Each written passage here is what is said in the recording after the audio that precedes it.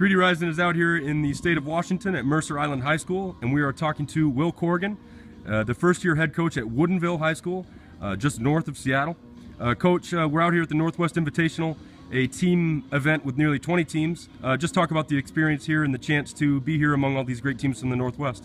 It's been a great experience. Mercer Island hosting this. It's got a great two fields, got a lot of great teams. We played two really good teams the past 2 days, which gave us a chance to learn about ourselves. We were kind of went through a gauntlet of league games where we kind of really had to find ourselves, and now we get to play other teams where they're meaningful games, but they don't count for league play, so we can try some new things and try out some new guys and give guys a chance. So it's a really great experience, and the whole event, they've got good food, playing good music, some 80s, 90s, and early 2000s rock.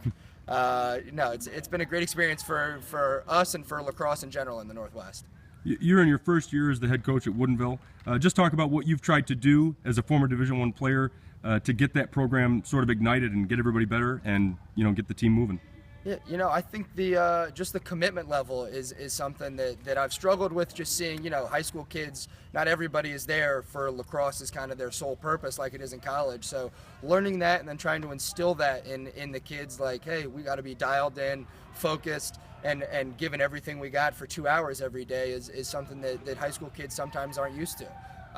Luckily I came into a good program where everyone is really committed and great assistant coaches who have been with the kids a long time. So I haven't had too many struggles, but it's still a process and trying to instill kind of what I knew from coming from a very high level down to the high school level.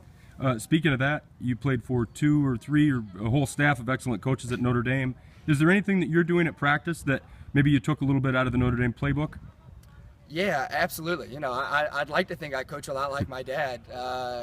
Maybe not as harsh. I'm more of a real positive guy, but there are definitely drills and kind of the way we structure practice is very similar because that's kind of what I know. So I try to instill that in my kids and make them understand, hey, this is what the top programs in the country are doing. You guys are doing the same thing. Now you got to bring your level up to your skill level and your level of competition along with that. We're out here and we're watching games and we see guys like you on the sideline, and then on the opposite sideline we see Johnny Greeley and Matt Schmidt coaching at Faith Lutheran out of Nevada. Obviously, for the growth of lacrosse, having young, recognizable figures like yourselves is probably important. Just talk about that a little bit. Yeah, it's great for the game. I think that's kind of the one thing that's always held lacrosse back is guys don't come back and teach the game. Some of the best players don't always come back, and now there's so many good players in college that now come back and teach. I'm doing it, Max and John Greeley, Drew Snyder, who played at Maryland and for the Denver Outlaws, coaches here in Seattle, Chris O'Doherty played for the Denver Outlaws, coaches a team here in Seattle. Eric Davidheiser is a guy I live with and coaches a team in Seattle, played at Penn State. So it's just great to see all these young guys coming back and kind of committing themselves full-time to coach lacrosse, and I think that's what this area needs to grow the game.